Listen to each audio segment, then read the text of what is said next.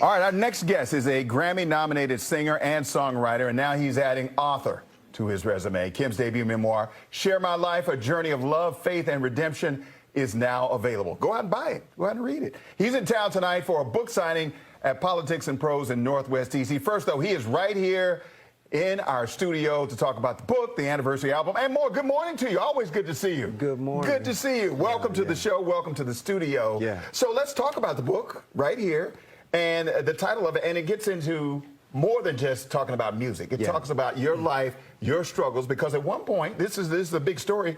At 19, you were on the streets, homeless in Detroit. Yeah. So this is some of the stories that you're sharing in this book. Why put all that in this book? Well, thank you for having me, first off. Absolutely.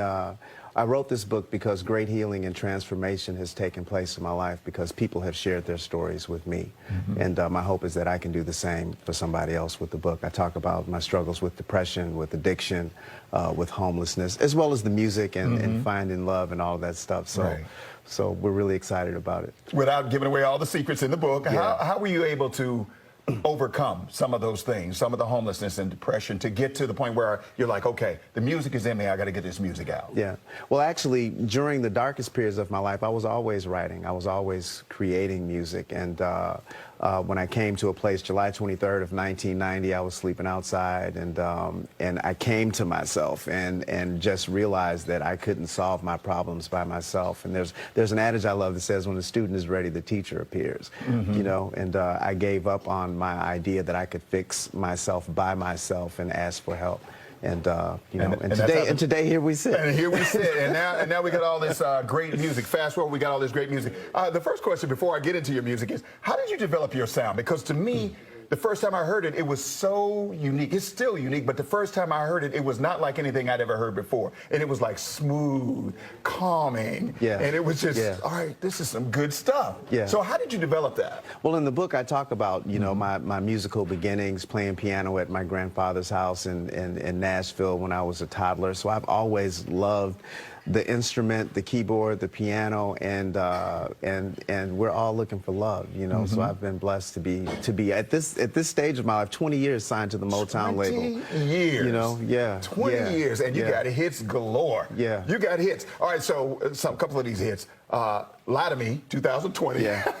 So that's pretty self-explanatory. You ain't got to lie to me.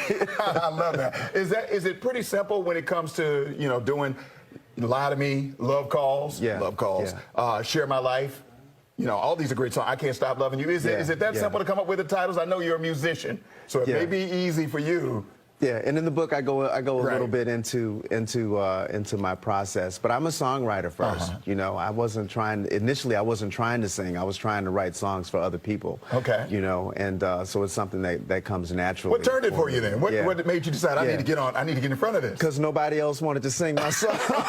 see how that works out? God will do that for you, right? He'll take it and he'll give it to you and say, okay, you do it. You do it. You do it. All right. So you got a new live album you're working on. New live album. Anniversary. We recorded it in my hometown, Detroit, at the famed Aretha Franklin Amphitheater downtown Detroit, and we spent 2 nights there and recorded a live album. People have been asking me to do it for years, and so for the folks who love the Kim live experience, now you have it at your fingertips. That's right there in front of you, there in front of you. All right, so you did a live. You just got finished performing here in Washington, D.C., and you said it was great. It was great. You had a special guest last night. That's huge. Tell me about your special guest last night. Michelle Obama was in the house last night, you know, which was thrilling and nerve-wracking at the same time, but we had a good time. You had a good time. All right, and anything special about performing in D.C.? I know it's the nation's capital, and I know you had the First Lady, the former First Lady there. Well, we had 2 sold-out shows,